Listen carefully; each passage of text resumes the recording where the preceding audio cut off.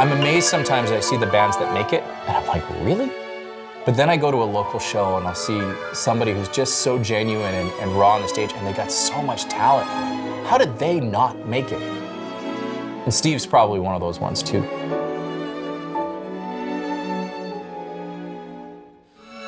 Did he make it in the music industry? Is he big? Is he playing concerts, tens of thousands of people? No. I don't know, that's the ultimate unanswerable question, I think. What didn't he do?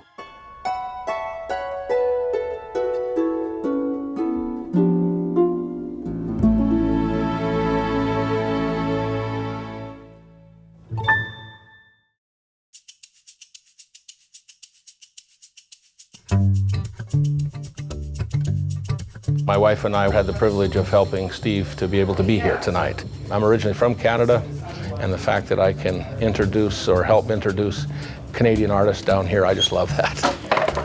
Oh, it's hot. First met Steve about 7 years ago at a conference up in Monterey called Time Out, and I fell in love with his music, and this is the second time that we've had him here at Chorus Church. Dave, you don't want this full up, do you? Steve has an absolute uncanny knack of writing words, putting them to music that I have never seen ever. It's very, very special. Mistook you for a pillar made of fire. The night drew me through, and it drew me to you. I mistook you for a pillar made of fire. We're not in showbiz, and it's kind of hard, like we're kind of got like 1 foot in showbiz, 1 foot in the arts, and 1 foot in spiritual ministry, and it's kind of hard to know exactly where we fit, because I don't think there's anybody else like Steve out there. But you know what? There's nights where he's played and sang horribly and forgot all his lyrics, and people were just blessed like crazy. And there's other nights that I thought he was absolutely unbelievable, and people are kind of going, yeah, it's okay. So you never know. It's as long as he connects. Steve Bell, thank you for being here. This year, I'm actually noticing my audiences are getting older. Like, I hadn't really thought about it before, and I don't think about myself as getting older either. I was at a mall in Winnipeg, and this beautiful woman was coming the other direction. A young woman, stunning, just stunning, beautiful. She starts running towards me to say hi to me, and I'm thinking, I'm awesome, right? So, and then she comes up, she says, "Excuse me, are you Steve Bell?" I say, "Yes, I am." And she said, "My mother loves your music." From time to time, I put a set list together, and I rarely follow it. I just don't know what I need to do until I sit down and see the whites of their eyes. 49 years, I've walked this life. What do I have to say? Cast it all down in the refiner's fire.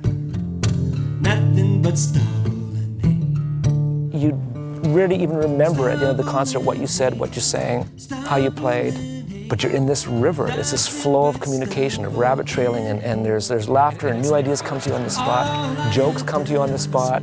Those are the best nights. Nothing but stubble and hay. Whenever we have a concert here, sign it somewhere. You can. And the family from Vancouver behind over there, they want a picture with you. Okay. Steve, I wanted to introduce you to my daughter Ashley. I've been bringing her to your concerts for a long time. Oh, have you? Oh, nice. I was singing when I was like 9, 12. 9. Oh, really? Yeah. Stubble and hay, stubble and hay. Nothing but stubble and hay. Remember caught in the days of your youth. All else is stubble and hay. My first solo album came out in '89. Cover My Peoples. That's 25 years next year. Since 1991, I've pretty much been on the road.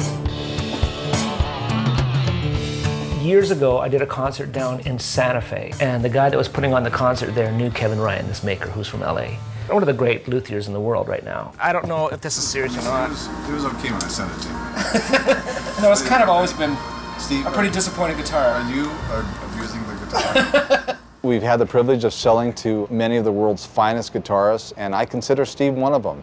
I mean, Steve's a little bit of an anomaly in the singer-songwriter world in that he could make his way just as a guitarist. He's that good. My goodness. Yeah. Three-year project. This is all based on the Gospel of Matthew. When I tell people about singer-songwriters, I say, yeah, one of the best in the world, and it's the honest truth. To be perfectly transparent, I don't listen to much Christian music. I don't enjoy it. There are two Christian artists in the world, Bob Bennett and Steve Bell, and it's because their lyrics are art, whereas you know, other Christian music maybe not so much. It sounds good. It does. Yeah, I think Kevin was a little stressed when I started to play the guitar. I mean, it's like, I don't know, $500,000 or something there that thing will sell for, and I'm a hack. I mean, if you see my guitars, they're pretty beaten up. Wow.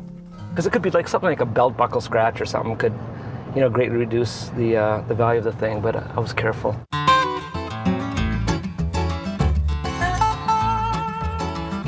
Oh, I gotta put my feet in. The president of Biola University, which is in California, it's a large Christian college, and the president, Barry Corey, loves my music. He had an event, sort of a fishing camp to do some fishing, but also have meetings about the school, and he flew me in to sing for these people. There's one guy, I just liked him. We'd kind of talk and chat, and we'd sit together at supper at night, and I says, "What are you doing?" He says, "I'm the VP of CBS," and I went, "Law?" He goes, "Television." So after I came back from that trip, we got a call asking if I would come down and do a concert on site in the CBS Studios. And so he and Barry from Biola are inviting several hundred of their friends in just to hear me play. I'm not sure what you're supposed to do now. Turn right. Turn right.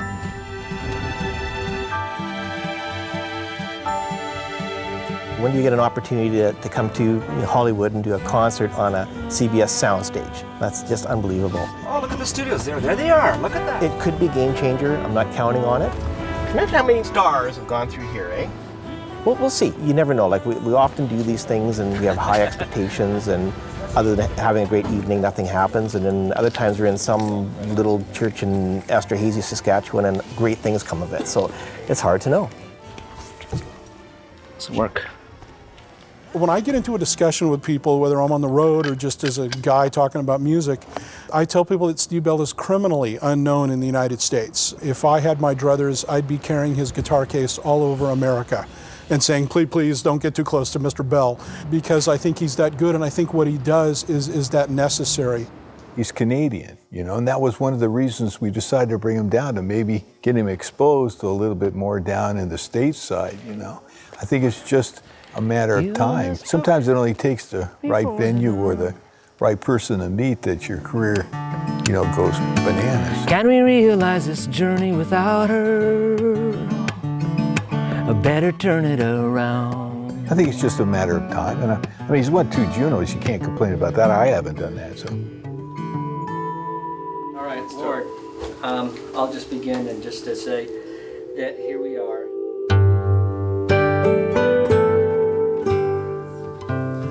If you're here tonight with an aching heart for any reason, or if you have a need, or you're just down, I guarantee you when you leave tonight, you're going to be blessed. It's a pleasure for me to introduce Steve Bell.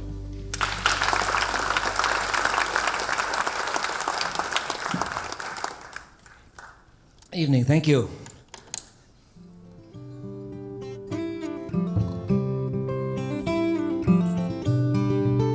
I bind unto myself today the gift to call on the Trinity, the saving faith where I can say, come 3 in 1, oh 1 in 3, be above me as high as the noonday sun, be below me the rock I set my feet upon, be beside me the wind on my left and right, be behind me or circle me with your truth and light. So, at one point, a gig's a gig. You know, it's people, it's the same songs, it's the same stories. Nothing really changes. You know, but it is different. This is a cultural shaper area of the world. So you realize there are people here that could affect what you're allowed to do. My father's a Baptist minister. Are there any really truly saved people here? Yeah. Awesome. Okay. So as a couple. When I was about 8 years old, the government built a prison outside of Calgary in Drumheller. And my dad was pastoring the Baptist church there. And the church had been going through some difficult times. I think my dad was a little fried at the time. And the government asked if he would be willing to become the first chaplain. So he thought he'd take a break and go into prison ministry. And it was the inmates that taught me to play. They used to gather on Saturday afternoons and have these jam sessions in the chapel. And so I think about my life now, and I think about the fact that I've done all these albums and I've toured all over the world, largely because Canada's Most Unwanted Men invested in me when I was a little boy. Here's a little instrumental I wrote in honor of my teachers.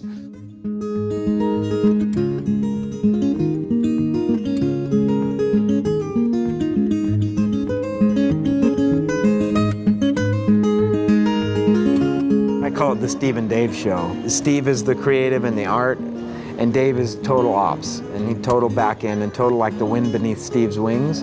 Steve would be like the one-winged dove. He's like poet, sage, theologian, and doesn't think he is. And it's very much relevant to people who are looking for something deeper and who aren't so pablum-driven, people who are willing to wrestle with things and ponder and really work through stuff.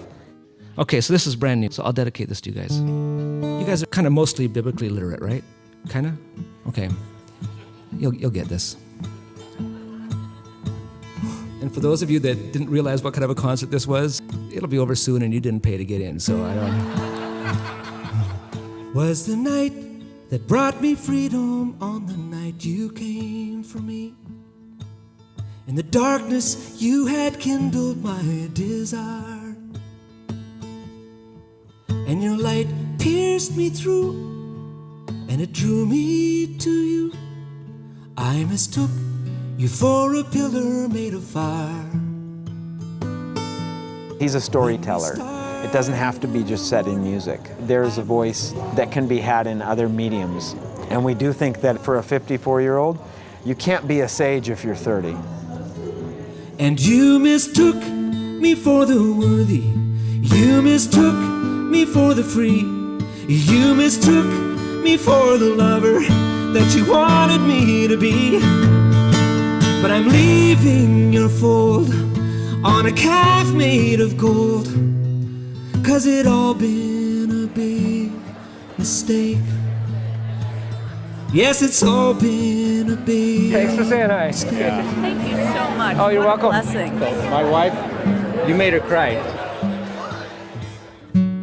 When I first heard what they were asking us to look at the strategy, I think where we landed on was that it has to be something other than music. It has to be. They can't keep this up.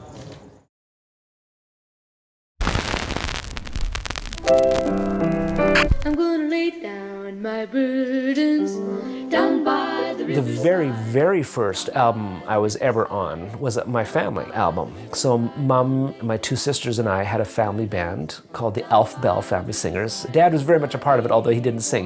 He would preach at these different churches and we'd go and sing. And so we were kind of a unit, you know. We put out this album called Come Be My Happiness. And the title track of that is one of the first songs I ever wrote. When doubt shall fill my mind, and evil of every kind, when trouble shall fill my soul. This deep agony of, needing to connect and being fulfilled by God. And I can't even imagine having those feelings at 12 and 13, but they were clearly there. Come be my happiness again. We tried to get him music lessons, and it just didn't work. Teachers want the students to learn the stuff the teacher wants. And Stephen, his passion was bring out the music that was going on in his head. It's very hard to be a pastor and a father.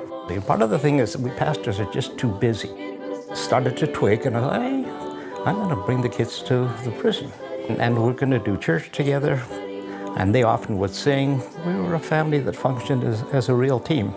My mom also would go in and do the music. And she would gather inmates and started this little sort of almost like a worship band that used to rehearse on Saturday afternoons. The guys would sit around and they'd have these jam sessions. Amazing players, most of them country guys, but fast, chicken picking, shit-out-kidsy kind of players. And that's where I'd be every Saturday afternoon. My mom was often sick. My mom had a sort of an anxiety disorder, and so that just made it hard to know where sort of the North Star was sometimes, you know. And so I found myself a little disoriented as a kid, and so I wrote all these songs of sort of being disoriented or displaced or whatever. And then in my late teens, I one time realized that all my songs were in a kind of an odd and unhealthy way about me. It had bugged me. I was embarrassed by it. And so I decided I wasn't going to write another song again until I could write one that wasn't about me. I first met Steve at a coffee house in a church basement. We just became like just instant friends. Right around that time, I was building Mid-Ocean Recording Studios. So Steve actually helped with some of the carpentry. At a point in time, we actually lived in the building, in the construction site, because he had no place to live. I think he caught bronchitis there one night. You know, you're just so excited about this new thing coming up, and it was going to be a real recording studio, which it really was, and a lot of great music came out of that place. I knew I could sing, that I could play a little bit, and you know, that I could probably kill a couple years having fun doing what I liked, but I always assumed I'd do something different. The door is always open. I started playing in clubs 78, 79. I started playing with guys like Tim Elias and John Elias Bell.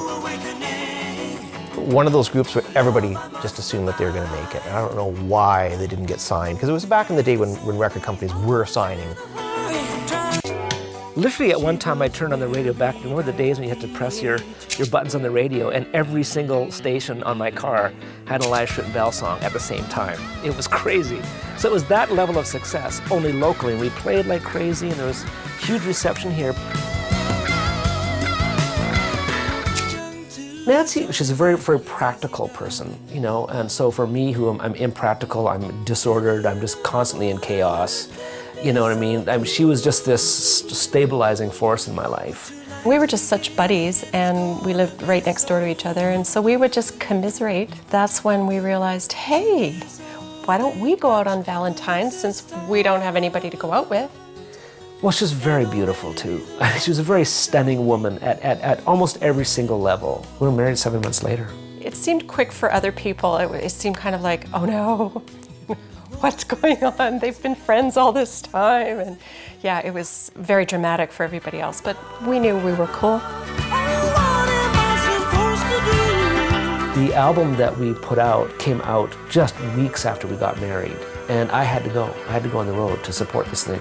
I had to get in a van with the other two guys and left for a month and a half on a tour across Eastern Canada.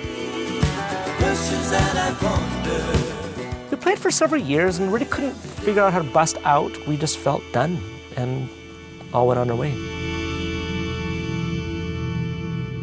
I played in country bands and dance bands and sort of jazz fusion bands, all sorts of bands. Again, this is all during that section of really not having my orientation proper. And then I quit playing and I decided I was going to go look for a more respectable job. But of course, by this point, I was married and had kids. And I was unemployable. Like there wasn't even a chance that I was going to be able to support a family. My wife went back to work full time. She's a teacher. And she was happy to go back, and I stayed home with the kids, which was probably the greatest and the worst year of my life, that first year, because kids tend to be rather needy. And I really perceived myself as spending a year, you know, quietly reflecting and writing songs while my kids amused themselves in the basement or something. I don't know what I was thinking.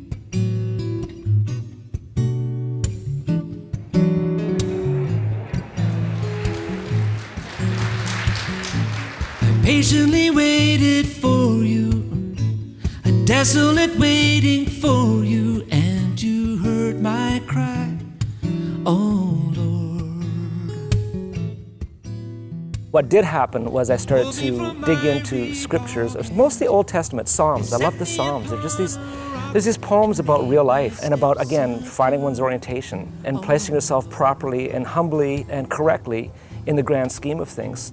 You put a new song in my heart. That was right around this time when all of a sudden this music started kind of pouring out of me. And I had about a year and a half of probably the most prolific writing. I think I wrote most of my first 4 albums in 6 months. Do not thou, O Lord, withhold your steadfast love and mercy from me. Mercy from me. Father Bob McDougall, he used to be from these parts. He passed away a couple years ago, but he's a very cool guy. And he used to be the Catholic prison chaplain at Stony Mountain when my dad was the Protestant chaplain there, right? And so he and my dad worked together, and I really liked this guy, Father Mead. He was a cool guy. He had a gold Trans Am and all that. You know, he was just kind of one of those funky guys, and we hung out a fair bit. And it was after I quit playing the clubs, he phoned me up, and he said, "What are you looking to do now?" And I said, "I don't know." And he says, "You should do a gospel album." And I said, "I don't think so." And he says, "I think you should. I think this is where you're heading." And it was not on my radar at all, you know. And I said no. And he says, "I really think you should." And I said, "Where would I get the songs from?" He says, "Write them." And I says, "I don't write that kind of music." He says, "Well, sure do you know 10 Christian songs? You're a Baptist minister's son, for Pete's sake." And I said, "I suppose." And I said, "Where would I get the money for it?" And he said, "Well, how much would it cost?" And I gave him a figure, and he pulled out his checkbook, and the Vatican paid for my first album. I don't know where they get their money from. It's none of my business, you know, but... Cover My People started when Father McDougall showed up in my life and said, "You should do an album." He had a Christian television ministry. So the idea was when people, you know, phoned in and donated, you know, $20, they could get a free cassette. So I just went and pulled, you know, 10 songs out of our church songbook I thought I could do. Comfort my people, says the Lord. As Steve started doing the album, he just started writing. So one song got bumped off, then another one, and by the time we'd finished the album, it was mostly all Steve original songs, except for a couple. Satisfy us in the morning with your love. You know, it was never meant to be a commercial product. I think like we manufactured 200 copies and gave Bob 150 and kept the other 50 for friends and family. Oh, my Lord has surely done great things. And I get this call from this pastor that said, "I was at your dad's place and I heard your cassette." And I said, "Oh, okay." And he says, "Could I get one?" I said, "Sure." And I made him a copy. He said, "We'd like you to come and sing in our church." And I said, "I don't think so." You know, like, I don't know. I don't think so. And he said, "Why not?" And I said, "Well, I have nothing to say. I know what ministry is. I don't do that." And he pursued me for about 6 months, this guy. And he would not let me go, not let me go. Finally, he came up with the magic words and he said, "I'll pay you." Sing 3 songs, and you don't have to talk, you don't have to minister or anything like that. Just do your stuff and get off the stage and everything will be fine. So I went, it was in southern Manitoba, I went down and I was so nervous because I'm playing in clubs for 10 years. I'm not used to anybody listening, you know, and so I'm used to beer bottles clanking and machines going and people standing up and fights and all that kind of stuff. And so to be in front of a listening audience was a terrifying idea. I walked up to the microphone, and I didn't used to speak in public. And this story started coming out. And then this song followed it. And I finished that one, another story came, and a song followed. All of a sudden, I sort of came out of this place I was in, and I kind of went running off the stage, and the pastor's standing there. And I'd pretty much taken the whole service. I was supposed to do 3 songs. And I said, "I'm sorry, I'm not a rude guy. I don't do this. Like, I don't know." And he smiled at me, and he said, "I knew that was going to happen. I had nothing planned." And may the favor of the Lord rest upon us and our land, and establish for us all the work of our hands.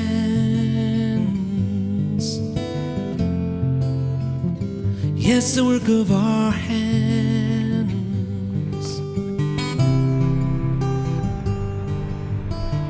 So I'm heading out to Seattle, and I'm not taking my guitar. It's more business and sort of strategy visioning work. To meet with some folks that are working with me to help me kind of figure out what's the next season going to look like.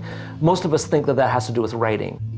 But wanted to write, but still be able to use my music and not just rely on text alone. So there's this great new format called snippets. Think outside the book. Even though snippets are short, they are rich with media, like audio. My son, turns out that he took his girlfriend to Seattle on the same weekend I was there to propose to her. So I got to actually meet up with them and be there to celebrate. She said yes. Give me a lecture and then go back downstairs. It's stunning to me that he doesn't look like he's 80. He's remarkable in terms of his energy, but that's not going to last forever. Our first work session to really dive into this project that we're referring to as the Pilgrimage Project, and I'm really... And so for him to be able to move into a season where he's able to shape an artistic expression that people can experience without him being on the road, that still captures some of the unique persona that is Steve Bell, that's what we're aiming at. That's what motivates the band of brothers that's gathered around him. So CJ Alvarado, who's one of the head guys behind Snippets, met us in Seattle. And we discussed the format and just to see, is this going to give us what we needed to communicate the way I want to communicate? At his age, we're not star making here. We're trying to create sustainability. He's been playing a long time and he has a complex playing style. He's not a strummer. He's a complex, he's I think one of the top guitarists in the world, in my opinion. In the way he plays the rhythm and the melody, meaning he's just very good in crafting how he plays. But you'll see him start going like this. I said, well, we need to try to help him get into story in a little bit different sense. Because I figured if we could get him writing, but he's still a storyteller, that there's no question. And I think he'll be very successful.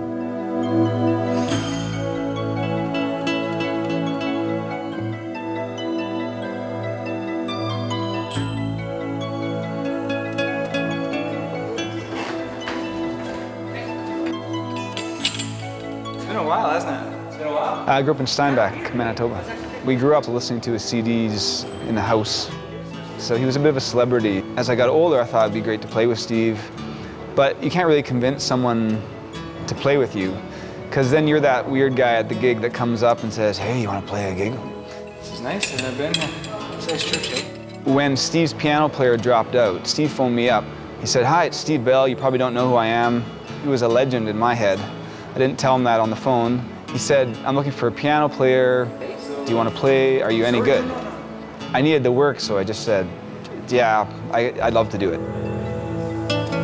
Dark are the branches reaching for light. High is the path of a hawk in its flight, turning and gliding and greeting the night. Why do we I have cassette tapes at home of Steve Bell's early music. I actually am one person who still has something to actually play a cassette on too, which is not very common. You know, you go hang around bands, you see bands, and they go through moves, and they sing these songs countless times. But you don't always believe they mean it every time because it gets old, right? Either Steve is the greatest play actor of all time, or he actually really means it every time. I've done many events with Steve over the years, and afterwards it's so funny to see the people come up and line up to talk to Steve, right? Some people will just pour out all over him all these ways that God has moved through his music to change his life and everything. For me, it's much more subtle. I would say it's been more of just watching Steve be so consistent in who he is that actually kind of stirs me about his faith.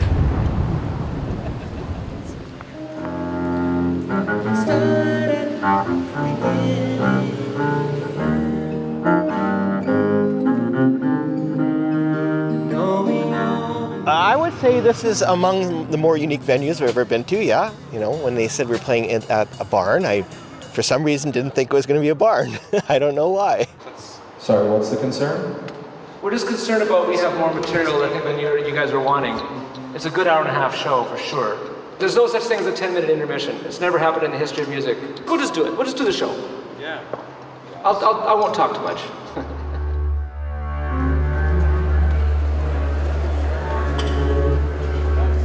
When Father McDougall said that he needed me to do an album for his ministry, I don't think he ever needed an album for his ministry. I think he saw something in me that I didn't see. In retrospect now, I realize that the whole thing was about getting me to do something I would not have done on my own. And then when he took me overseas, I got this call from him saying, I'm going and I'm speaking in the Philippines and in Thailand and in India, and I need a singer, to come. And he didn't need a singer. He didn't need me there at all, But it was there that I had all these enormous life experiences and it just sort of blew my universe wide open. I think he was very deliberate about it the whole time. I think he saw coming what I now do. Deep calls to deep, for he created me to be his own. He understands the joy and pain of life he too has known. And each rare moment I felt his presence, I shall remember and forever cherish. And each rare felt his presence, I shall remember and forever cherish.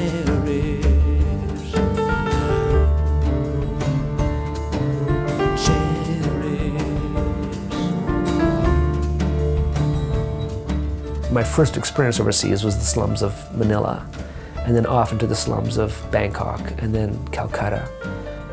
I think I was psychically shattered. I just, our final couple days in Calcutta, I had a complete meltdown. I ended up spending, I think, the last 2 days in a fetal position on the bathroom floor of the hotel. Just couldn't leave. I felt like there was a knife in my stomach. And McDougall said, you're done. You can't go out anymore. And he wouldn't let me leave the hotel for the last couple days.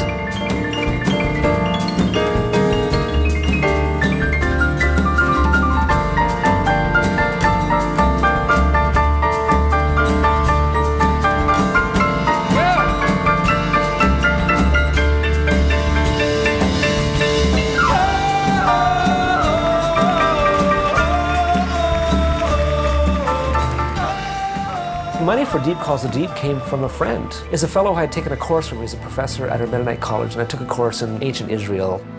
He had heard my first album, Cover My People, and he and his wife had just got a bit of an inheritance, and they had some money. Offered also to gather some friends to sort of round out the amount that I needed. It was kind of a dark time. Like, Steve was going through a very serious depression, like a stay in bed all day kind of depression. I was going through a very difficult marriage that ended up dissolving. Decided to hire a producer just to get it done. And so I went to a friend of mine, Paul O'Neill, who's a local producer, a great guitar player, and good friend, and asked him if he'd produce the album for me. Now we pray to you, Father, for peace in the world, for the righteous. A lot of the songs came from having now just been to India and had these other profound experiences that really unsettled me in some ways and also deepened me in other ways. And so I was a different person. And people hated it, because everybody who bought Comfort My People, such a rootsy, folksy, acoustic album. And when you put out an album like that, everybody wants the next album to be the same. One woman phoned him up and told him it was not anointed. I can't sell these in my store. I knew it was good. I knew it was artful. I just wasn't sure if I could sell it. And at first the response wasn't good. People didn't like it very much. But it's ended up being probably my most celebrated album. In our ever-present need of thee. Looking back, I think we were pretty poor. I kind of have flashbacks of when I was young, of remembering my mom kind of saying okay, we've got $25 to get us through till Dad gets home from his weekend tour. Now that I have 2 kids, I can't imagine being in that situation. Paycheck to paycheck, but just gig to gig. My dad's probably the most successful now than ever, but still, it's still a pretty modest lifestyle. I was going to be having Micah, our last one. And so I said, why don't we get into fostering? Kendera fit right into our family. She's older than Sarah. Getting into that balance of what can our family take? How much can we let Steve go? Because Steve is called to a ministry that goes to churches actually all over the world. We had a prayer group, and we had an actual time when we brought our kids together, prayed about it, and just said, this is what we do. We let your dad go. Do you feel like singing? Are you a singing crowd? Yeah, okay. I'll give you something real simple. So here's your part. It goes na na na na na na na na. Sing that. Na na na na na na na. I wrote that. So when the part comes, just sing it out like you mean it. There's a 2 or 3 year period in between when I quit clubs, when I was working for Youth for Christ, and I was running a teen worship service and just needed a song that night.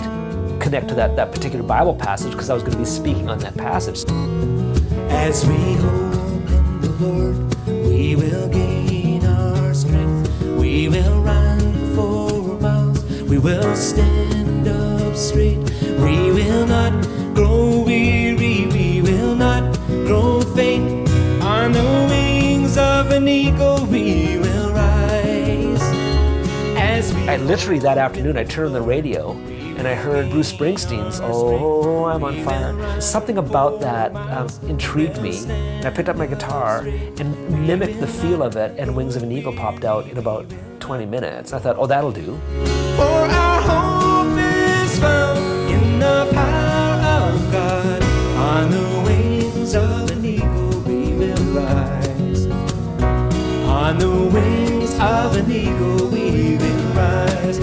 apart. Na na na na na na na na na na na. A bit louder, maybe.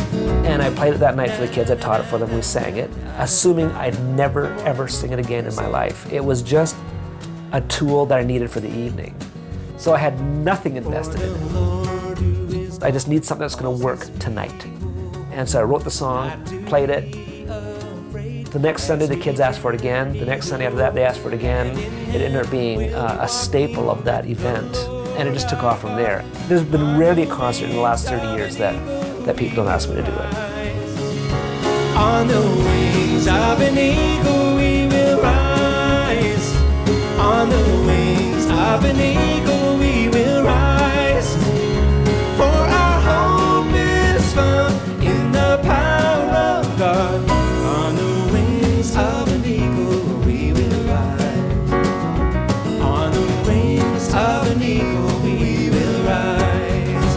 Na na na na na na na na na.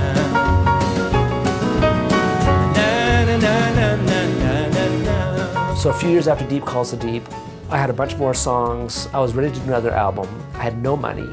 And I went to Dave, who ran Mid-Ocean Studios, and I said, boy, you know, how am I gonna make this happen? How am I gonna raise money? And he just said, well, why don't I come up with the money and I'll provide the studio and we'll become business partners on the album. And I'm going, yeah. So we struck that deal and we went in and recorded Burning Ember. And it was just a very happy time, like a happy recording, because you're so free. You've got no record company, you don't have to do anything, you don't have to meet any deadlines. Back then, recording studio time was the biggest obstacle to recording a good album, because if you want a really good album, it takes 200, 300, 400 hours of recording, and it's a lot of money. You know, so we just took our time and just experimented and kind of decided, well, what did everybody like about Comfort and like about Deep, and can we put them together and do, you know, a cool album, but also is very acoustic and very rootsy. Are you done?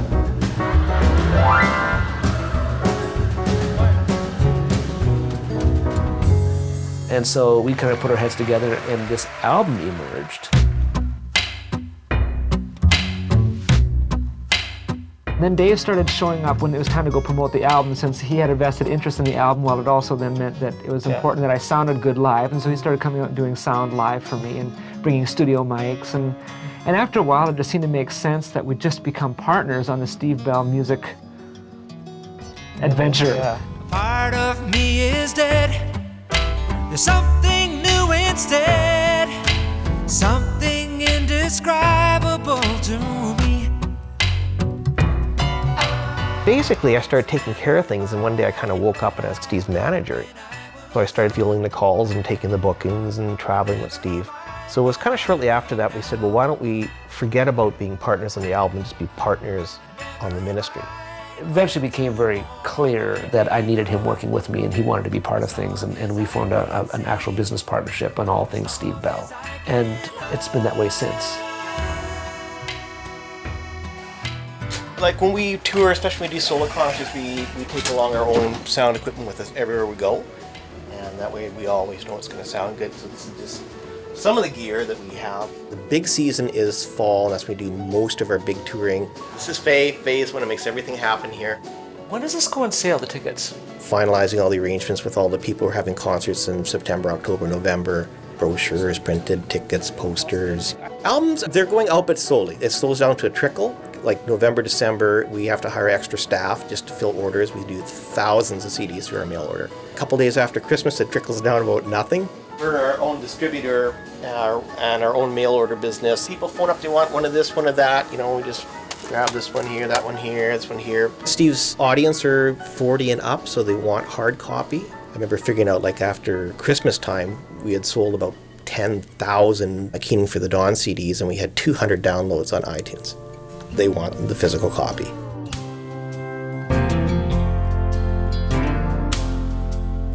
He walks through the night. Oh. During my time at Oak Street Music, I had the opportunity to introduce Steve to the decision makers in the company. And they were truly, truly impressed with the raw talent and the sheer passion and inspiration that Steve exuded in his music.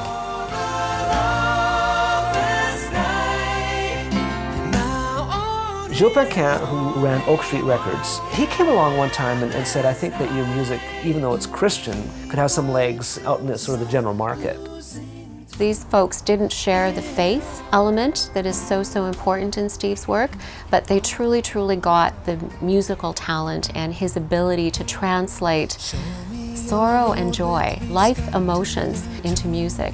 Got together the funds and to start working on what became Romantics and Mystics, which was the only real attempt that I've made to sort of get into the general market.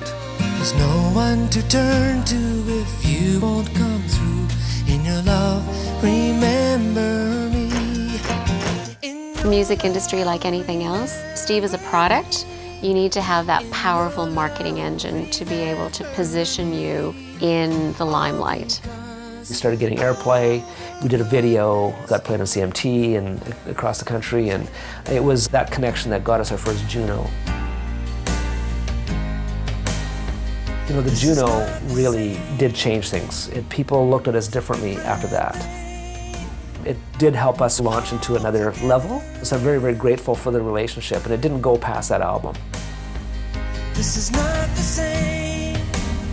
I first heard Steve in the mid-1990s, and I didn't realize that he was a Christian artist, not at all.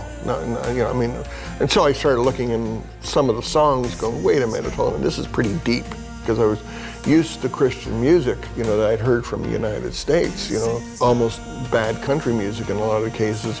I was struck by the lyrics, and I was struck by how well the music was produced and his voice. He's got a very unique voice, that has an intimacy. It draws you in.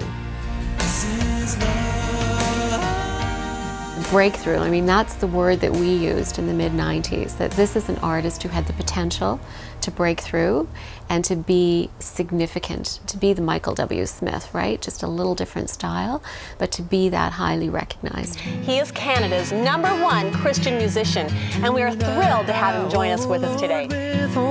Your steadfast love and mercy from me.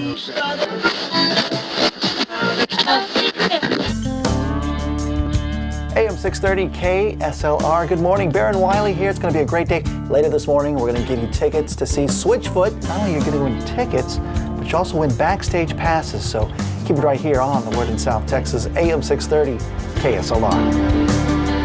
Who is the one to whom you belong? I remember the first time I talked to him because I was excited. He came out of nowhere, and I was a music guy. I was working for a Christian record label called Rhythm House Records, and we'd signed him, listened to all the records, and grew to love him. So when I got to talk to him on the phone for the first time, that was a moment for me, because he was not your typical Christian artist. He brought an edge to it that was real. A lot of stations added the singles, but a lot of them didn't, and that was a challenge for us with Rhythm House Records. It was started by a guy named Elliot Cunningham, who was a marketing genius and president of the company and had the vision to do it. We've got this world-class artist like Steve Bell from Canada, Juno Award winner, comes with everything. It's a no-brainer. Here you go. When do we start? Sorry, we can't add the single this week because, well, Michael W. Smith's got a new album coming out, and we've got it. Oh, we can't because Amy Grant's got a new single out, and well, we got to. Oh, we can't. Oh, really? I mean, one time I was so frustrated with one of the radio stations. He said, well, they're just making up excuses. They've got a list of top 10 excuses to give to radio guys. And he just said, well, it didn't have the right sound. And I was like, really? I bought a box of Q-tips and put them in a package. And I said, use these and then listen to the song again. He called me up and he laughed. And he goes, all right, we're going to add the song. So that was a little breakthrough moment for me. But you had to jump through big hoops to have those kind of things happen. In Seattle, in Portland, in Minnesota, the big university radio station that was up there, and in Oregon, great station in Bend, Oregon. They got Steve Bell. We went to the Gospel Music Association's big event, put on this great showcase that is still, radio guys tell us that was the best event in the history of GMA. Steve Bell came with Hugh Marsh and Fergus Marsh to Nashville. The first time a lot of these guys had ever seen these world-class musicians. They'd seen all the cheese all week, but Steve was something special. When we got back to San Antonio, they said, all right, you know him now, da-da-da-da. Oh, well, Stephen Curtis Chapman has a new song coming out, so we can't add anything this week. Couldn't figure it out. God gave us these Psalms and they're poems They're poetry. And poetry says for us things for which we do not have words.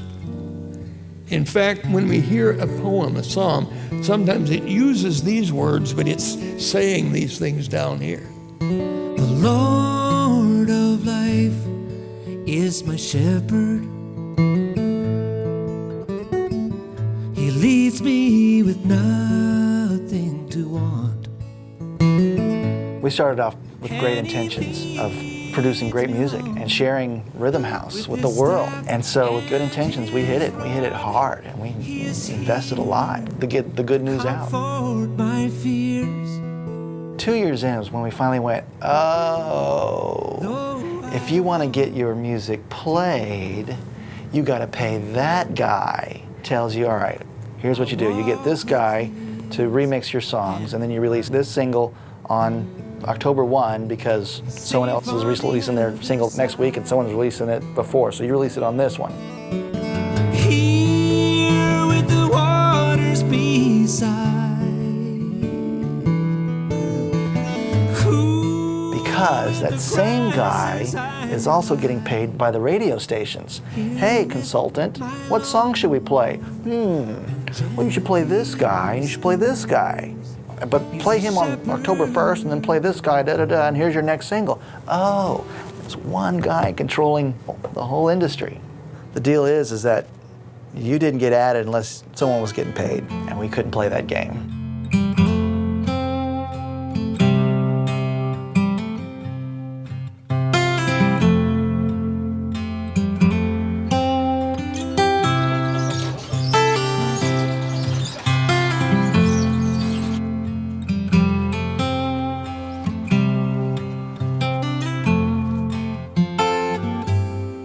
We just don't have the resources to tackle the United States. Like, it's just too big, it costs too much money. Steve's kind of a niche artist, probably a niche within a niche.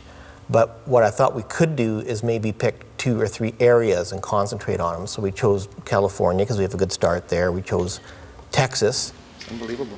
You know, it's the Bible Belt. You know, there's a lot of churches down here, a lot of resources, a lot of people in a very small space. I can remember the first time going to Calgary with Steve or going to Edmonton with Steve, and you play in front of 50 people, and you go back and you play in front of 75 people. Within a 2 or 3 year period is a tipping point where you go back and you play to 500 people or 700 people. But it's going to take several trips here to develop it and get to that point.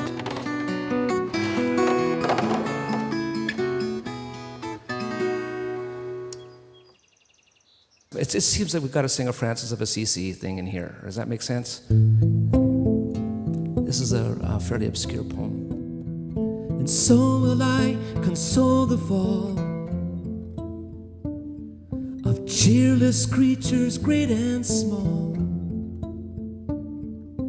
What of sadness can endure when love divine makes insecure the growing claims of shame's allure?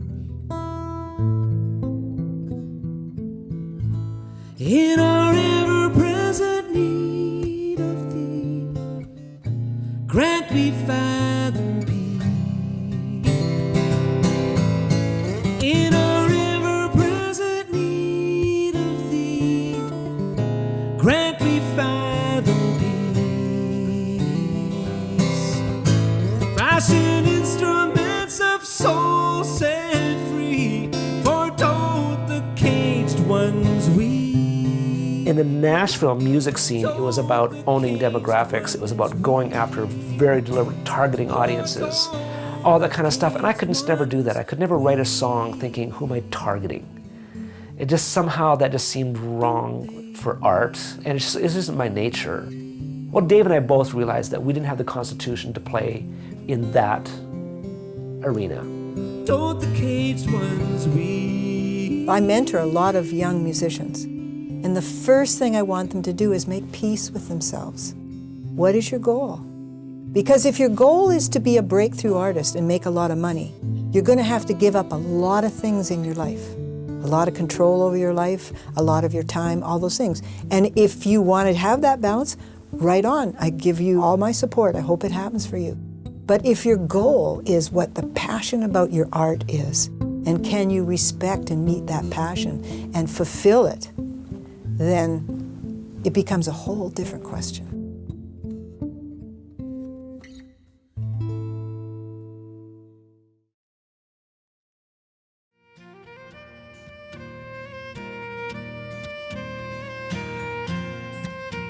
You spend your time going out like this on the road, ministering primarily in churches. Yep.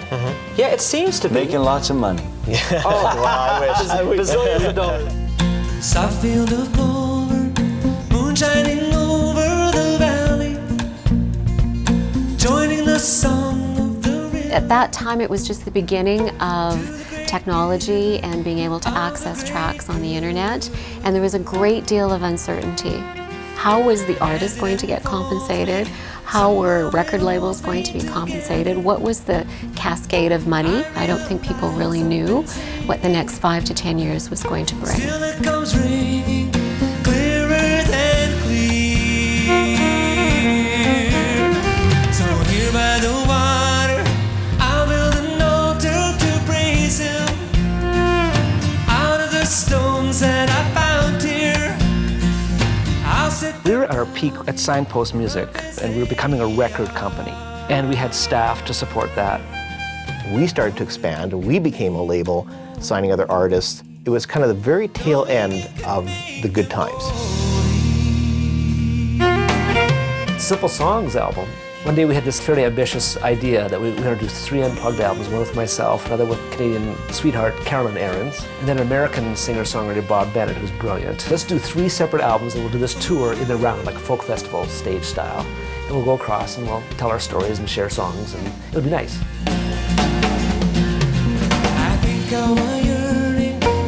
He was super productive at the time. He did Waiting for Aiden, Sons and Daughters. Album with my daughter, Sarah, and then went on tour. It's so one of my favorite albums. And then everything went up to a whole other level when we got a call from Winnipeg Symphony Orchestra. And my first thought was, well, they want me to do a Pops concert or something. No, we want this to be a Steve Bell concert of Steve Bell music. And I remember thinking, have they heard my music? Because it's pretty Christian. They trusted him, among other things, to not get up on stage and offer what he believes in a way that says, everybody in this room needs to believe like I believe. The WSO could say, let's make a co-production with a Christian-styled artist, and we're going to have a world premiere, and we're going to do multiple shows, and we're okay with this. At the center of the why there is the way Steve carries what he believes. I was sitting in the back of the van driving across the prairies. So they said, we got a bunch of guys we're thinking of to orchestrate this. I don't know what we're going to do, who are we going to get, what's it going to look like. So I just peeped up from the back like, I could do that. Mike has a degree in composition. I mean, he had the academic knowledge. He just didn't know if he could pull it off. So I got home and I started writing. And it had been about 10 years since my master's, and I realized pretty fast I didn't know what I was doing, really. Thankfully, he didn't really tell me that. He was fairly confident to me because he wanted to give it a good shot, but I think he was way less confident inside than he was outside. Made posters and put billboards on buses and see if people would come to a concert hall and pay a bit more money to see me. I was terrified. Nobody had ever paid $60, $70, $80 to see a Steve Bell concert. Would people come? The night of the concert, it sold out at the concert hall. There was this unbelievable spirit in the place. It was electrifying. Steve talks about pixie dust. I mean, it's an attempt to put language around an experience that none of us ever imagined we'd have. It wasn't just about the music, it was about a coming together of a whole bunch of things and worlds, and I think we all felt that night. That concert will be one of my deathbed memories, like one of those sort of great, if when I'm going out, if you see a smile come across my lips, that might be one of the memories that's going through. It was so much fun, and I remember saying to Dave, we gotta do it again. I think somewhere deep inside of us, we all knew better. That said, that first night was so awesome, and we knew by having been in it that this was the kind of thing you don't want to keep to yourself. Every time I go to put something on, I'm going, what has he done now? When he did the symphonies projects, I just about fell off the chair. Artists who work with a symphony just go, here we are, and then kind of embellish it, just like that. not here. You could tell by listening to it that there was a real interchange, in between the musicians that he was working with in the symphonies. The Father gives away His word and His breath, and all things are called into being. This mystery of love and of life is a gift, and its glory beyond human reason. And holy, holy. After a couple of years, we started developing a relationship with a couple of American, they're business guys, but they're more like social entrepreneurs. They see stuff that should be done and try to help you figure out how to make it happen. One day I think we were sitting probably too late, probably over too many glasses of Cabernet, and what had come up is I just asked him simply, what's your dream? What would be if there was one dream that you have? And at that day, because Steve can have, there's many things that Steve dreams about, but he said, well, it's the Toronto Symphony and it's Massey Hall. I mean, that just, it's so iconic. Massey Hall to a Canadian that's Mecca. Let's do it. We came up with this arc, this idea to have a causal concert because symphonies are expensive. And we connected up with an old friend of mine, Tim Huff, and he had an organization there. We wanted to make a bit of a splash and say, hey, we're doing something new and something different, and the ethos is a little different from some of the charities. And to see the symphony, who had not met Steve or Mike before, and them to start playing the stuff, because I was there when they did their first sound checks too in the day, and start playing the stuff, and then just be off to the side and hear them talk to each other and say, who are these guys? Like, this is fantastic. At Massey Hall, we can't fit a 70-piece orchestra behind Steve, so we have to put 60 on the stage at Massey Hall. 70 would be down the street. So he says, no, you don't understand, it's got this vibe to it. Well, I agree that when we did get there is a vibe to it.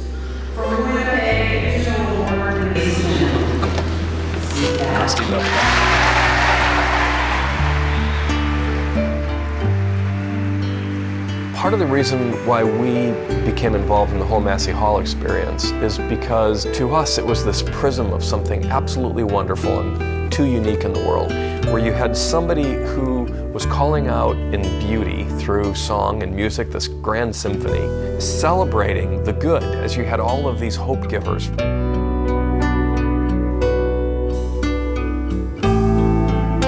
Hands down, one of the best concerts I have ever seen, and I think what I will ever see. It was absolutely remarkable. Sweet, beautiful victory to where one of his lifelong dreams came true. Massey Hall or the Toronto Symphony filled the place. Had a great time.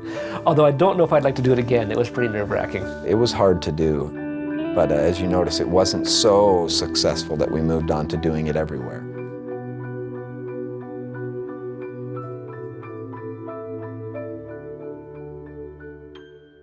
It was 2008, I think, when the collapse happened in the States, and a good friend of mine phoned me up and said, there's a tidal wave coming your way, make sure you're ready.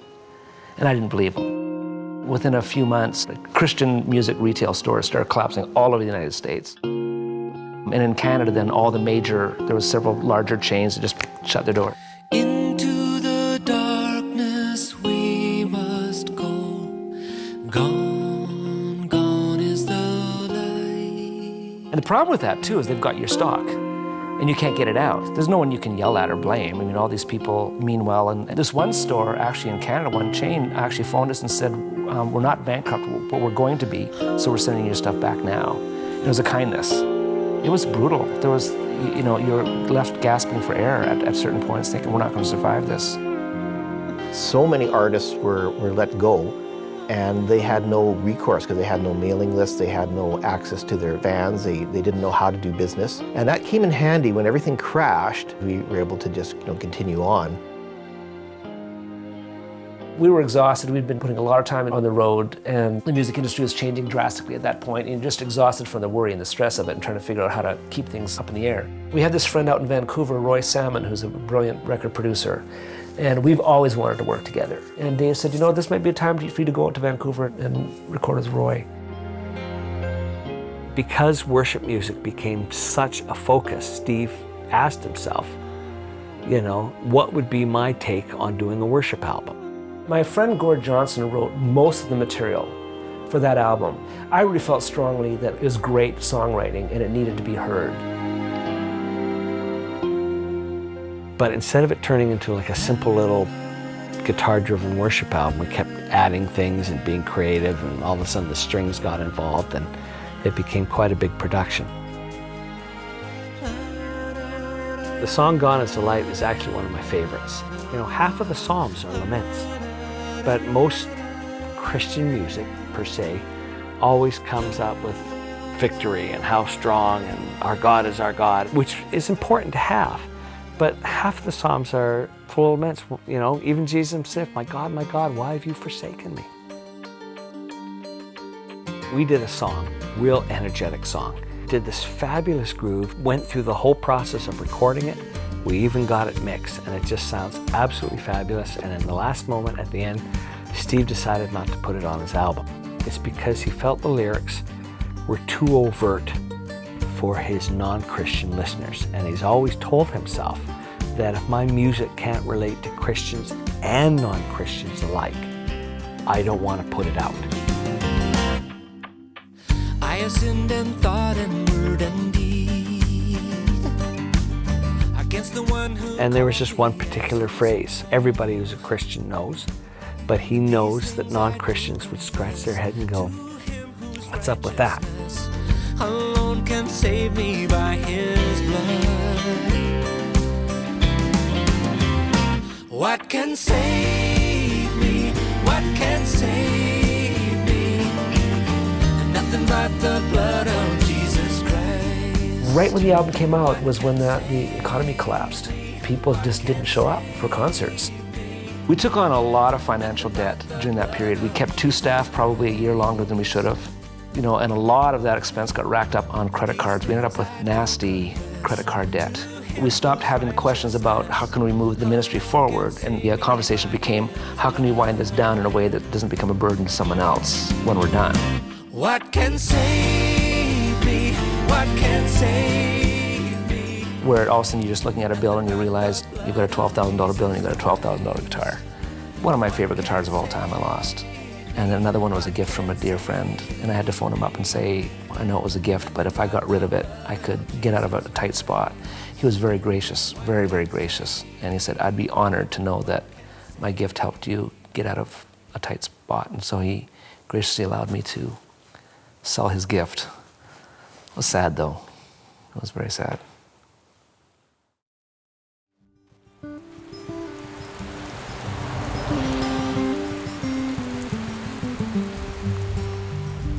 I have CDs back there, so if you'd like to pick up something on the way out, it helps us keep this little shindig on the road, so that's there for you as well. And I've sung from most of my albums tonight, I think, so if you want the full thing, you kind of have to buy all 17. So, God bless you. Christ has no body here but ours. No hands, no feet here on earth but ours. Ours the eyes through which he looks on this world with kindness. Ours are the hands through which a local couple heard about the debt and helped us restructure and get it out of the credit card scenario into more reasonable, very reasonable terms, and so that we can have this thing paid off in a couple of years rather than in 15 or 20. Probably 70% of the time I'm on the road, it's just me and Dave, my manager. And it's very simple, very humble, and very inexpensive.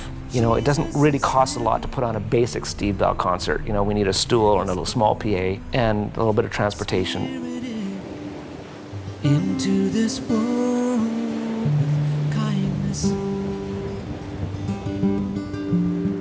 People would be surprised how few people sometimes show up to concerts, especially if you've only seen me with the symphony or with my band tours, you know. I constantly am playing little villages and hamlets and towns where you're playing for, you know, less than 100 people. You don't often get to 5 or 10 anymore, but it still happens from time to time. About 20 years ago, I played in Wolfville in the basement of that chapel there.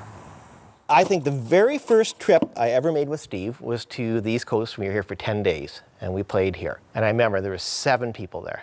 I remember counting that. and for back then, it wasn't all that bad, really. Well, and you and me. There's 5 plus you and me. That's 7. It's our livelihood. It's Steve's art, my art. About half of our income comes from selling these. Wow, look at this place. Wow. What a great room. This weekend is about supporting the Canadian Food Grains Bank. It's their 30th anniversary. Get the word out about their projects and raise a little bit of money for them as well, too. All I know is I'm singing this afternoon. I thought it was a 20-minute set, but it turns out to be a 90-minute set, so I have to kind of adjust what I'm doing. My friend and I wrote this together. His name is Malcolm Guite. He's an English poet. Funny little hobbity kind of a man, and a great poet. And this is mostly him. I kind of robbed a sonnet that he wrote a few years ago for this one. This is called Refugee. Ooh, ooh, ooh, ooh, ooh. That's your part? Ooh, ooh, ooh, ooh. It's a happy little tune about a depressing subject. We think of him as safe beneath the steeple, or cozy in a crib beside the font. But he is with a million displaced people on the long road of weariness and want,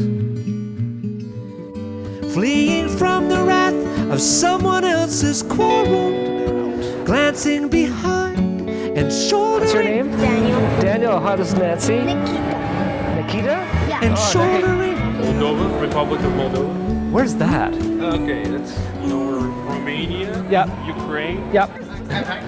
Oh, Malcolm's the most curious guy. He's not only a brilliant poet, he's an Anglican priest in St. Edward's in Cambridge. He's chaplain at Girton College.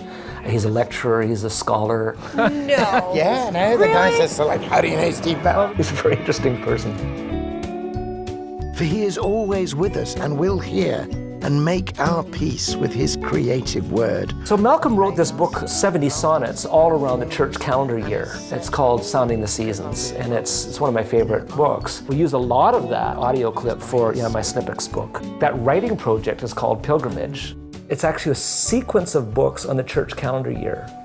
So here's chapter 4, where I talk about the Feast of St. Nicholas, which most people have this bizarre idea of who Santa Claus was. It's a real guy. Has an amazing story about helping these 3 women, basically saving them from the sex slave trade. And so we've got this bizarre guy, selling Coca-Cola in our age, when really what he was really about saving people from horrible situations. Well, I write about the saints and I write about the church calendar year because really it's the story that gets embedded in our souls, which fashions us and who we are, and to mindfully sort of remember the lives of the saints and the stories that they've left us. And again, it fashions you and feel your own soul shifting and aligning this grander vision of what it means to be human and what it means to live this life. As water spills and streams around the man like quickening rain, the voice that made the universe reveals the God in man who makes it new again.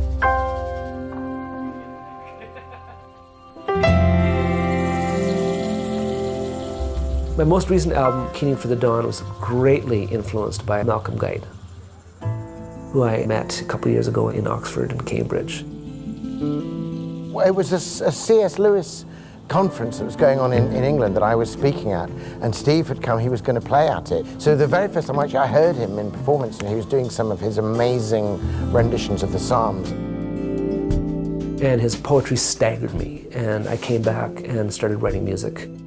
I started, emailing him saying, look, here's what I did with your poem, do you mind? And he got all excited, and then he'd send me more poems. And I think I had something in the realm of poetry that he was looking for. It was like you've had some dusty old car in the back of your garage that you sort of drive around in a junky sort of way, and then you lend it to somebody, and next time it is like the centerpiece of the show, and it's just looking beautiful and the way it should be. And what came from that is Keening for the Dawn. Fashion for me a desert of peace where Father, Son, and Spirit meet together as one. When I put the actual disc, in my own stereo at home, I was just not ready for how fantastic the production would sound. Just the soundscape of that album. It's full of sort of restraint and space, and beautiful things are happening. I know from my own experience that when you're about to do something really good, there's a period of struggle, there's a temptation to give up. Anybody who is seriously engaged in truth-telling is going to run into trouble of one kind or another, and I think, you know, Steve is a truth-teller, so he's not always going to keep everybody happy. You dropped down from the mountain sheer, forsook the eagle for the dove. The other gods demanded fear, but you gave love. The other gods demanded fear, but you gave love.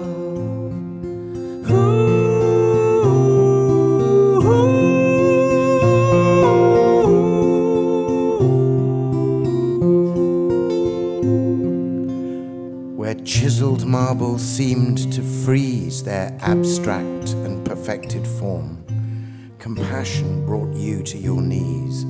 Your blood was warm. They called for blood in sacrifice, and victims on their altars bled.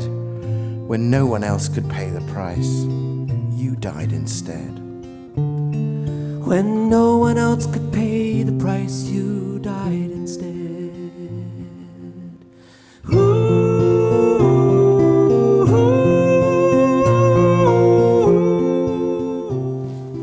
I'm heading over to see my mom and dad. The last couple of years have not been easy on them because of aging issues and stuff, and so they got into an assisted living situation last year, about a year ago.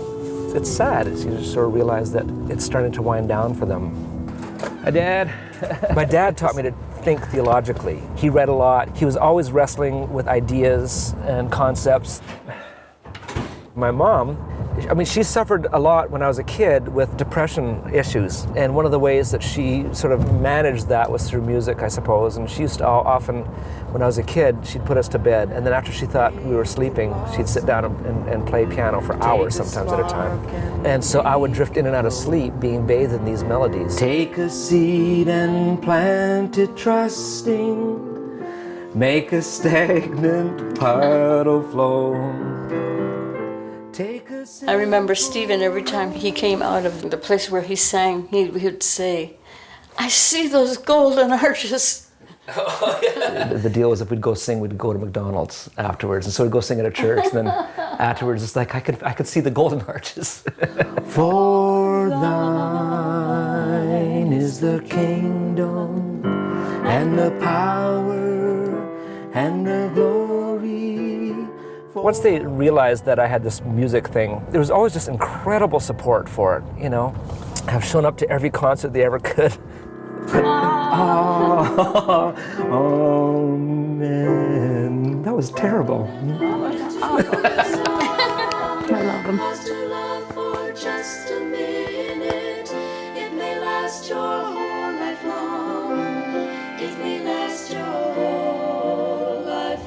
I wish I could say I was as good of a parent as my parents were. I can't say that. I was blessed for sure.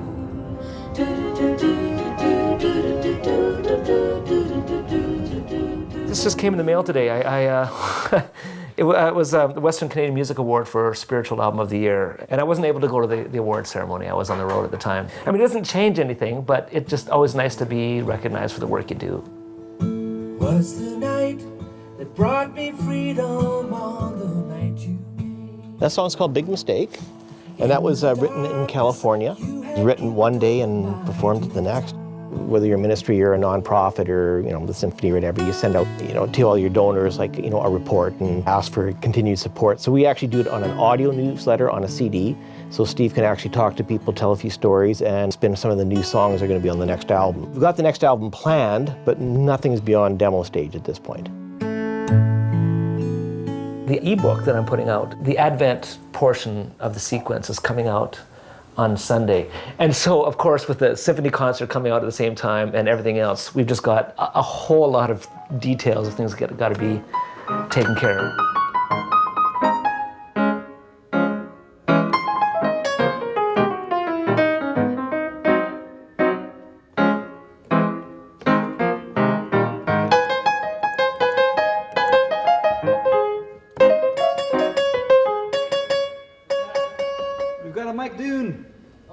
So Mike flies in for rehearsals. We've got a new addition this time being Murray. Murray won't play at the symphony, but he's going to come on our tour with us, so he's going to learn all this stuff as well too. We've been touring with a lot of these guys on and off for years, and there's a good camaraderie between everybody, and everybody gets along great. She walks through the corn leading down to the river. Her hair shone like gold in the hot morning sun. Took all the love that a poor boy could give her. Left me to die like a fox on the run. Like a fox on the run. Like a fox. Okay. That was a good use of time. Oh.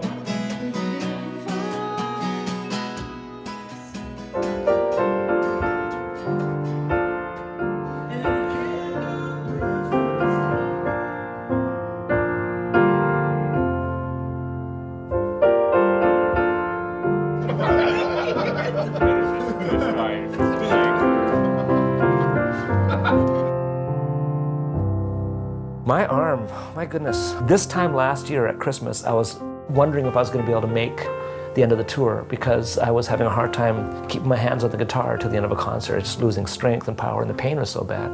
And then in the early year, I went to this fellow that spent a week on me. Larry Bell was his name, no relation. The healing came from it. I've been pain-free since, but I still am waiting for it to come back.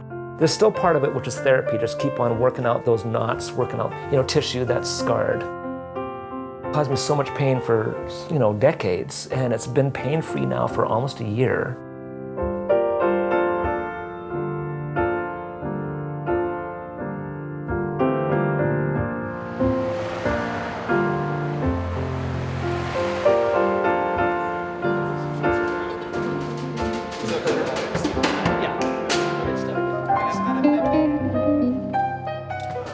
About the worst thing for it is sitting in a moving vehicle, and I've got, I've got a week of sitting in a vehicle, so it's not going to be. Set up in 2 hours. It's going to be a very painful week for sure. Okay.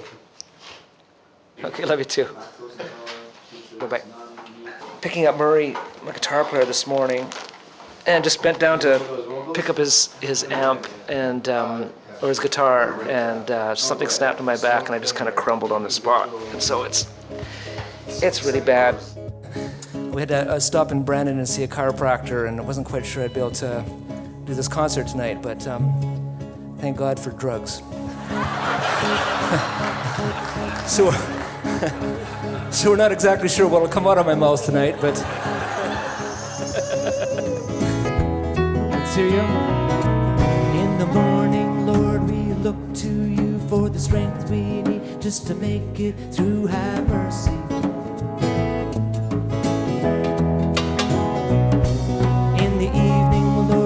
Back and say it was in your strength that we made our way. Have mercy. You are? You are everything we need. Feed us, Lord. You are everything we need. Feed us, Lord. You are everything we need. Feed us, Lord. Mikey, hold.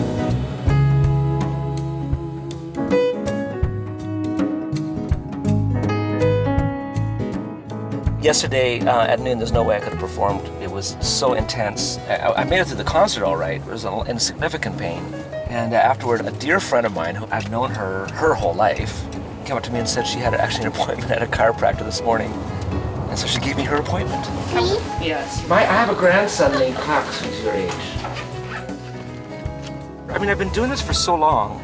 A lot of the network I have comes from days I'm glad are over in some degree, and that was in the early days when we couldn't afford to stay in hotels and you had to stay in, you had to bill it everywhere. As much as I that's wonderful, it was exhausting all the time, and so you're just always, I mean, the only concert I've ever canceled in my whole life was from just sheer exhaustion. I just couldn't go. And a lot of it was just because of the relentless visiting on the road, and it was after canceling that concert, we decided we had to start staying in hotels.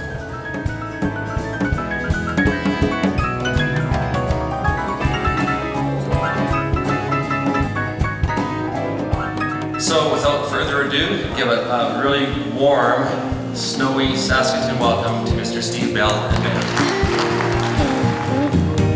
In a hall outside a hospital room, a mother looks through the window to her baby's face and takes her place, keeping vigil in this dark and unenlightened hour. Separated by the medical power, she reaches in and touches skin, keeping vigil, and the candle burns with the flame of love and the strength unlike any other.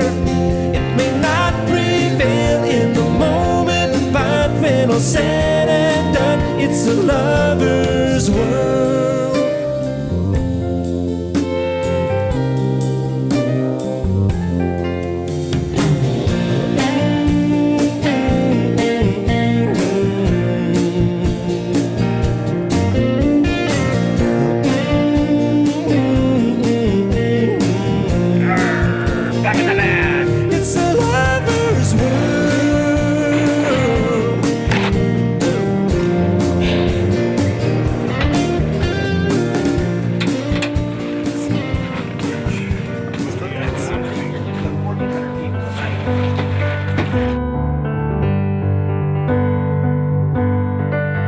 We're here talking with Steve Bell. Steve, thank you for joining us today. You're very welcome, Colin. Oh, it's always good to see you. What have you been up to? I mean, we haven't checked in with you in far too long. I've been doing lots of touring and most in North America in the last little bit. A lot more in the States lately than... Well, I heard about a California thing, right? That's not same old. No, that's not same old. I played in Television City at CBS Studios. And we had sort of their afterglow party on the Seinfeld Street.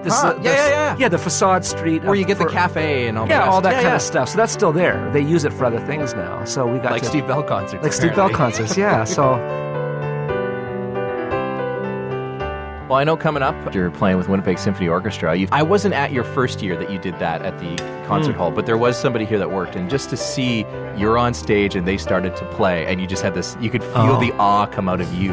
I'll never forget it. I sat down, and the first opening song was Burning Ember, and the way that Mike Janzen arranged the score is it starts with a shimmering violin, and just it's just very, very, very delicate. It's like pixie dust. And it just sort of felt like the Holy Spirit descended, beauty descended. I think everybody in the room was just immediately captured. I was overblown. And for the rest of the concert, all my concentration was like, don't cry, don't cry, don't cry. You know, so.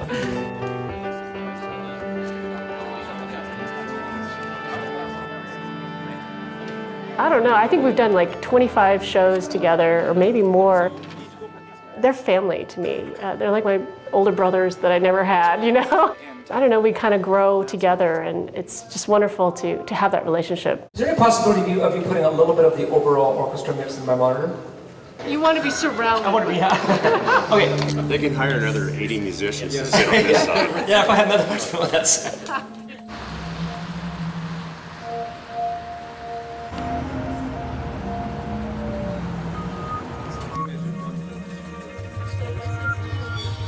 Any good band leader takes care of his band's shoes. Thank you, sir.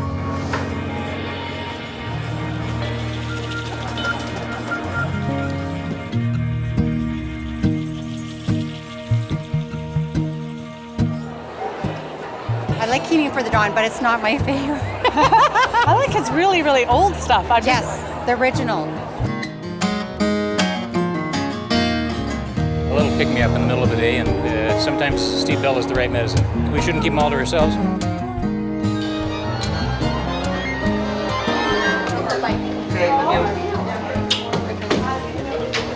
Break a finger. The wolf will lie down with the lamb. No beast destroy, no serpents strike the child's hand.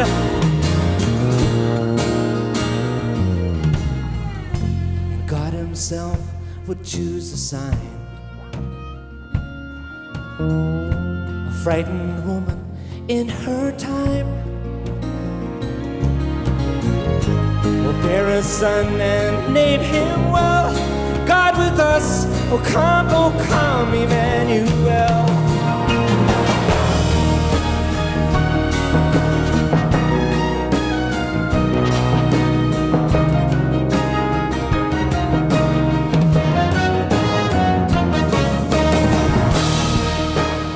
see those bus boards that we've had out advertising the concert? They've got me on the side of the bus. It's cool to see yourself on a bus, except for I use the bus.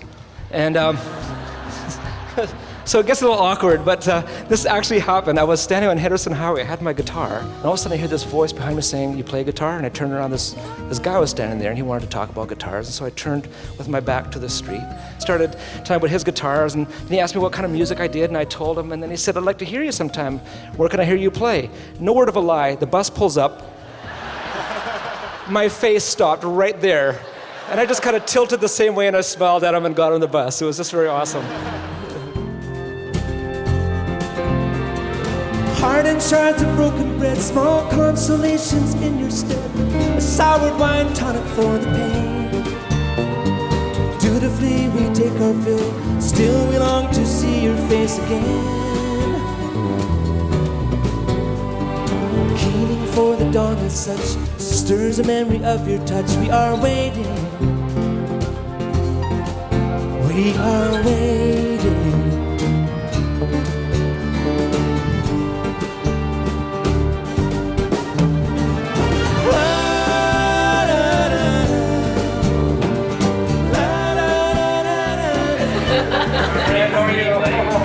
Thank you so much. See you. That was outstanding. Was all right? Oh, yeah. Nice. How are you? Good. How are you, Steve?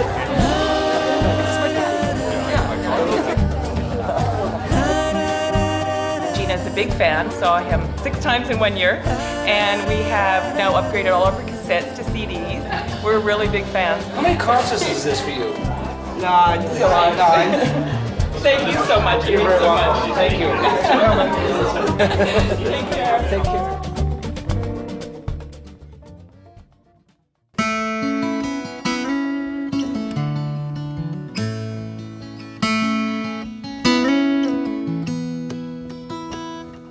WSO concert was outstanding, unbelievable, 5 out of 5 stars in Winnipeg Free Press. I don't think so. I'll have to frame that one and use it for the next couple of years. Dave Zaglinski and I have traditionally produced our own albums, but after 15 albums, you're starting to run out of ideas, and so you need to bring in fresh ears, people that are not bored. Murray, he's going to help co-produce and steer this album. Oh, why did I do that? Oh, that was nice. It'll take about 3 to 4 months. The process of recording an album, first of all, somebody's got to write the songs, and you have to have a creative reason why you want to get in there and get these songs out to people. So at that point, you usually start doing some pre-production. So you start demoing the songs, listening to them, playing them in concert, getting some feedback, kind of getting an idea about, which are keepers and which ones aren't. Set.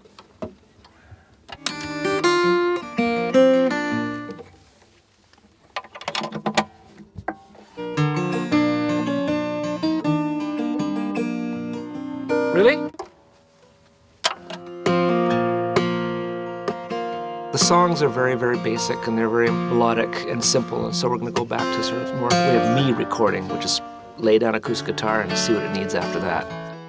Murray Pulver, he's a bit of an energizer bunny. Like, he helps keep you interested in your project long after you've grown weary of the process, because recording is a long, tedious process. That was a pretty nice take. I wasn't feeling it. I was trying hard not to wander. So we can keep it and just try another one. Yeah, it was good. Do something that's not named. Previous one to that, did you want... Turn it around. You turn it around, yeah. All right, here we go.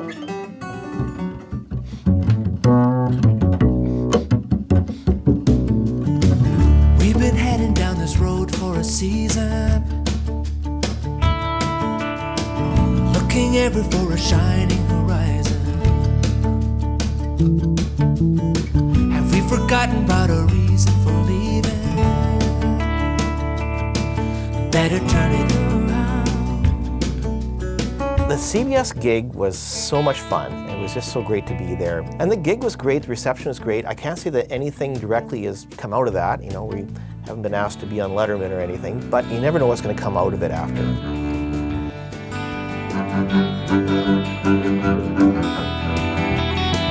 Well, it's been an adventure, that's for sure. I don't think anybody would have thought when we started this how far it would go.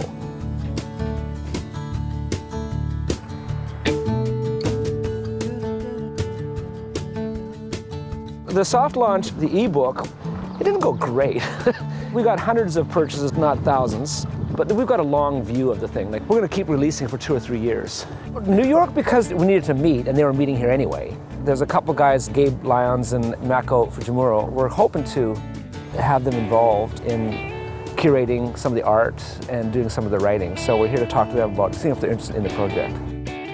Writing focuses me, which I really think is a really great thing. So I have to think about what I think about, and I have to try to put it down in a communicable way. So it's a good exercise for me. So if the book doesn't take off and it's not a commercial success, that doesn't bother me at all. Here comes the train. What bothers me is that people are invested in it. You know, so I'd hate to lose other people's money. If you see a suspicious package or activity on the platform. I loved your post, by the way, yeah. And I didn't finish that because I started writing a song off of 96, off Song 96 because of it. I started looking. I thought, oh, it'd be great if I could have had it done by now, but I didn't. Mako Fujimura is this brilliant artist, a really deep thinker. And I'm not sure exactly what his contribution will be, if nothing else to curate. We want this book to have great art for people to look at, you know, that's appropriate to what I'm writing about. So ours is called Pilgrimage Advent for now. Okay. That's it. So you have the book. So each chapter starts with a quote. So we get to the chapter, and right off the bat I've got Malcolm Guite. The thing about the format is that it only lets you write 1,000 words. If you want to say more, you better get a piece of art. You better get a song. It's like taking the old devotional experience, printed page, and transitioning it to something much different, much richer. Yeah. Gabe Lyons runs an organization called Q. It's sort of like a TED Talks kind of thing. Gathering thoughtful Christian leaders and people to give talks about their cutting edge of understanding and learning.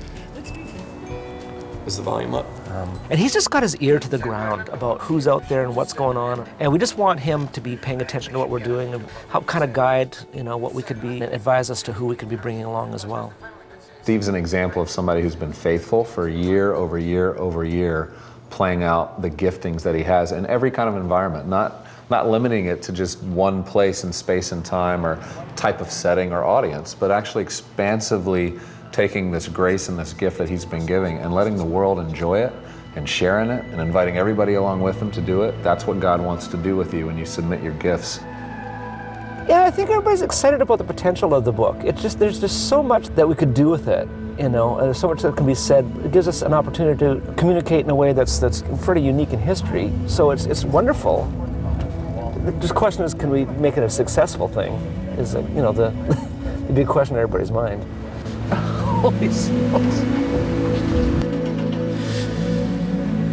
I think as soon as Steve really owns that he is an authoritative voice that goes into the wilderness and comes back in covered with locusts and been in some very interesting spiritual places, and then being very playful and very willing to risk trying some platforms that we don't know that'll work yet.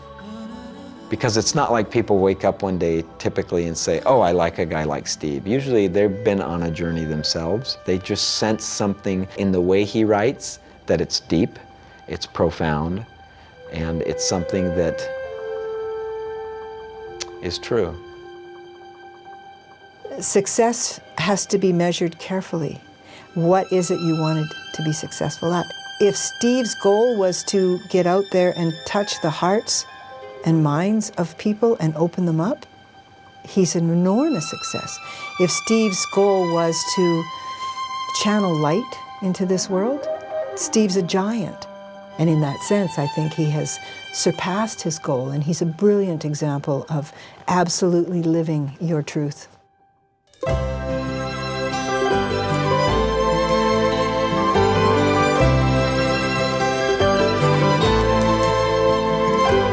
Judge for yourself how great is the one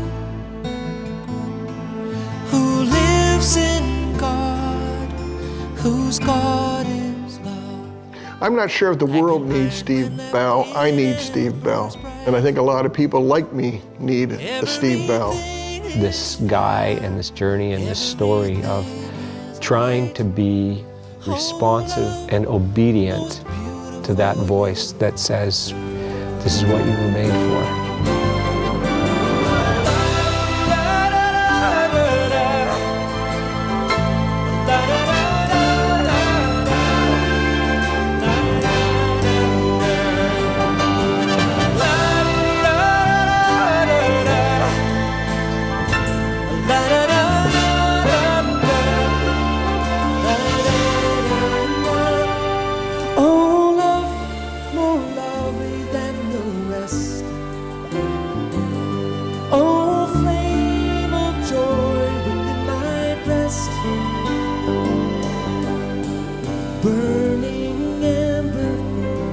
shine forever in the darkest tune. Warmth of heaven, hidden secret. Life's short, and we have breakthrough moments every day.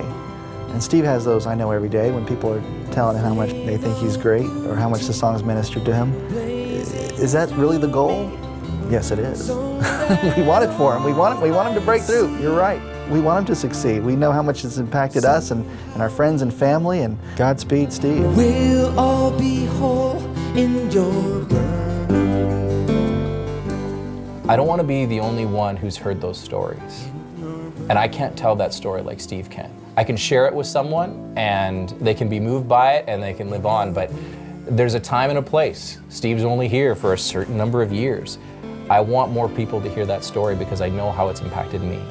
I know how I have changed by that, and I want others to be changed by that too. I want it to happen. Could it happen? Yeah.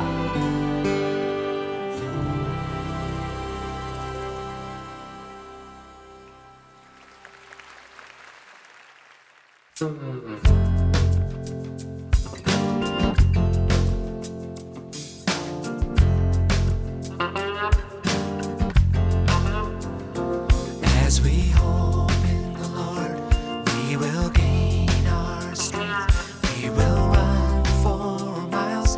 We will stand up straight. We will not grow weary. We will not grow faint. On the wings of an eagle, we will rise. And as we hope in the Lord, we will gain our strength.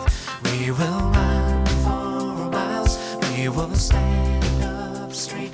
We will not grow weary. We will not grow faint. On the wings of an eagle,